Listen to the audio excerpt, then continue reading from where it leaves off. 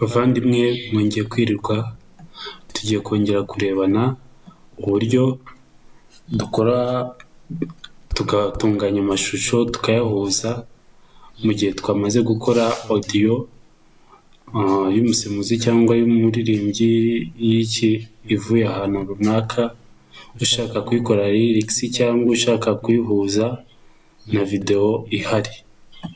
Ufungura ya CapCut yacu twakoreyemo amajwi, noneho ukajya hano handitse, urabona yayindi twakoreyemo amajwi iraha. Mu gihe ushaka kuyimportinga ushobora gutangira new project ukayimportinga, ariko twebwe turayifite, reka dukoresha ino twari twakoze mbere.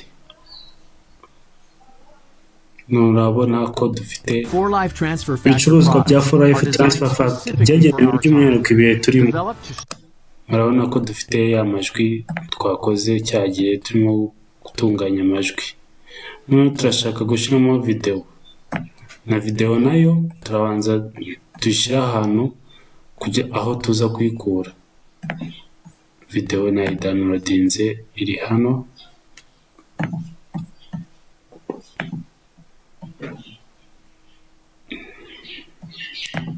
reka tuyishyire kuri desktop kugira ngo bitworohere kuyibona. Noneho turaza hano kuri importing nk'ibisanzwe, tuyishakisha aho iri muri desktop, hano uploadinga nk'ibisanzwe. Turata tuyishyira hano,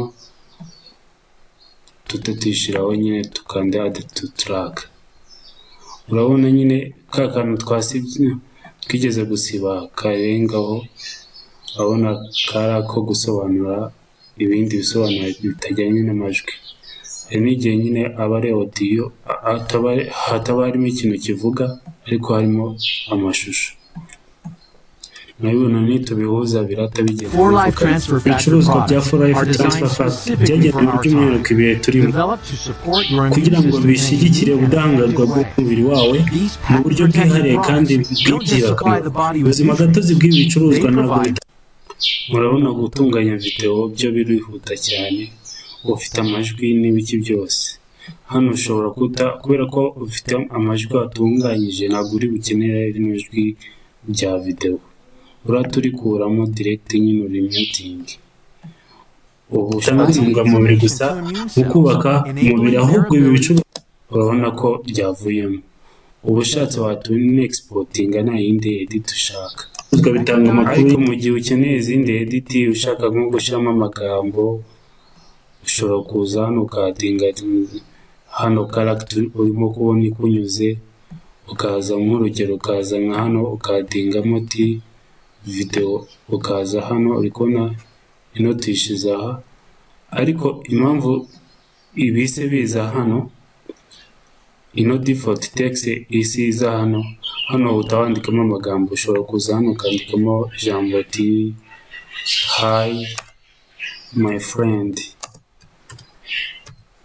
Ubwo nyine ukaza ukagashyira nka hano, ushaka no kukagabanya ushaka na kara ukayiha kara ushaka, bitewe n'iyo ushaka. Nk'umuntu urimo gukora lyrics hano birasobanutse, yahitamo amatext ashaka. Murabona ko ari ibintu biryoheye amaso nyine ku muntu kubikora. Umuntu ukora edit amenyamo ibintu ari butegure nyine, akamenya n'ibyo ari bukoreshe. Ariko noneho muri iki gihe twebwe tugiye guhuza ino video gusa, twigendere twikomereze. Ariko ku muntu wundi ushaka za edit agashaka nyine ibindi, ashobora gukora nyine ubucukumbuzi, akazaza yongeramo edit ziwe. Hano haba harimo setting nyinshi ushobora gushyiramo zikagufasha kweditinga video yawe ikagaragara uko ubishaka, bitewe n'uko ubishaka. Ariko buno isomo turimo kwiga ni iryo guhuza video na audio, ntabwo ari iryo kweditinga Urabona CapCut ni nziza cyane, wayikoresha muri audio ukanayikoresha no mu gukora amashusho. Reka exporting ya video yacu, nayo turayita izina nk'ibisanzwe, tukayita wenda tukayita test video. Hano tukayishyira muri folder dushaka, wenda ni muri ya test nyine. Hano muri document tukayiselectinga. Urabona hano iri tiki, ukubona ko ari video.